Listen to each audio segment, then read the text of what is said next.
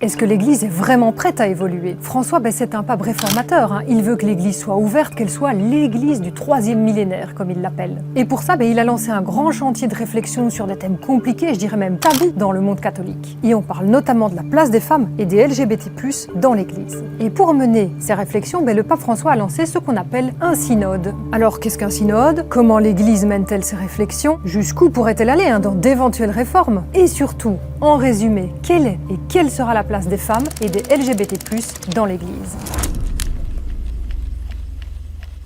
D'abord, c'est quoi un synode? C'est une assemblée de fidèles qui débattent sur l'avenir de l'Église ou de leur communauté religieuse. Et ce type d'assemblée existe depuis le début du christianisme. Le pape François en a lui-même organisé plusieurs. Mais celui qui est en cours, il est historique tant sur le contenu que sur l'organisation. L'origine de ce synode, d'abord, elle remonte à 2021. À ce moment-là, première étape, le pape François a lancé un grand processus de réflexion. Et des fidèles du monde entier ont donné leur avis sur le futur de l'Église, continent par continent.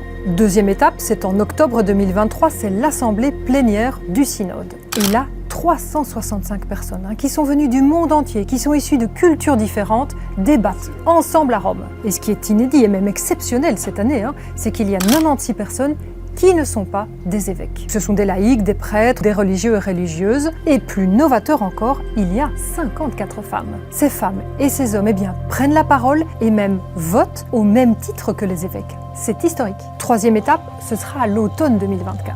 Une nouvelle assemblée générale se tiendra à Rome, et elle débouchera sur un texte final du pape. En plus de l'organisation, ce qui est historique, c'est le contenu de ce synode. Pour la première fois, il semble que l'Église veut affronter des questions compliquées, même tabous. Donc il s'agit de sa position sur la sexualité, de la place des femmes, des personnes divorcées et puis remariées, des LGBT+, du statut des prêtres et même du mode de gouvernance de l'Église. Et dans cette vidéo, je vous propose qu'on s'attarde sur deux sujets, la place des femmes et celle des LGBT+, dans l'Église catholique. Les femmes d'abord. Dans l'Église catholique, les femmes et les hommes, ils sont égaux en dignité, c'est en tout cas ce qui est dit dans les textes. Mais il faut bien le dire, dans les faits, les femmes ont toujours un rôle secondaire par rapport aux hommes dans l'Église. En effet, le prêtre est obligatoirement un homme et célibataire. Les femmes, elles s'occupent de fonctions de soutien religieux. Elles peuvent être en charge du catéchèse, donc c'est l'enseignement de la religion. Elles peuvent aussi préparer des sacrements comme le baptême et le mariage, et elles peuvent également soutenir des familles dans le deuil.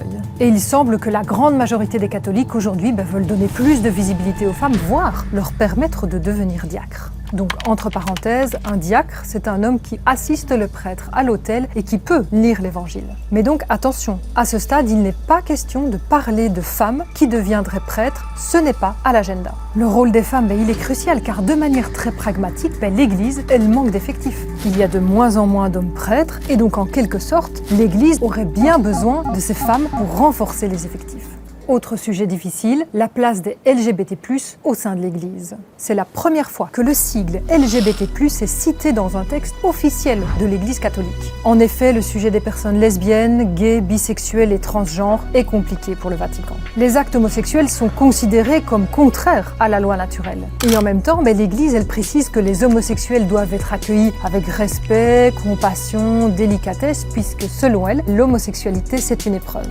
Mais ce positionnement officiel, il fait aussi débat avec d'un côté les conservateurs et de l'autre des représentants de l'Église qui adoptent des positions de plus en plus en phase avec la réalité des homosexuels. Et pour ce synode, ce qui est discuté, c'est l'accueil des LGBT+, car beaucoup ne se sentent pas acceptés.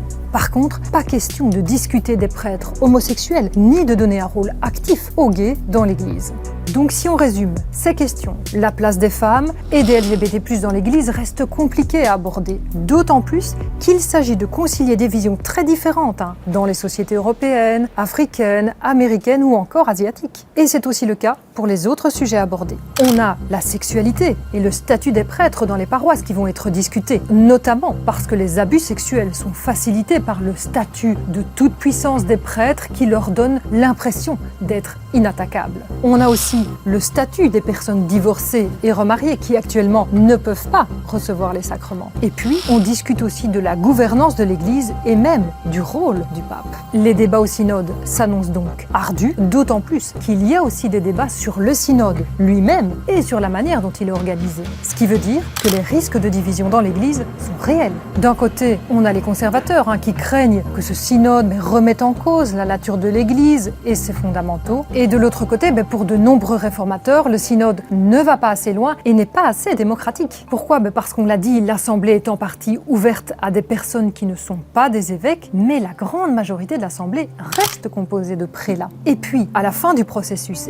c'est le pape lui-même qui décidera de ce qu'il veut changer ou non. Donc, il n'y aura pas de vote démocratique final. Quoi qu'il en soit, François estime que désormais, l'Église doit se réformer via les synodes et que les propositions de changement doivent venir d'en bas, donc de l'Assemblée des catholiques. Mais avec cette ambition, le pape joue clairement sa réputation. Si ce synode ne débouche pas sur de vraies réformes, sa réputation de pape réformateur en prendra un sérieux coup.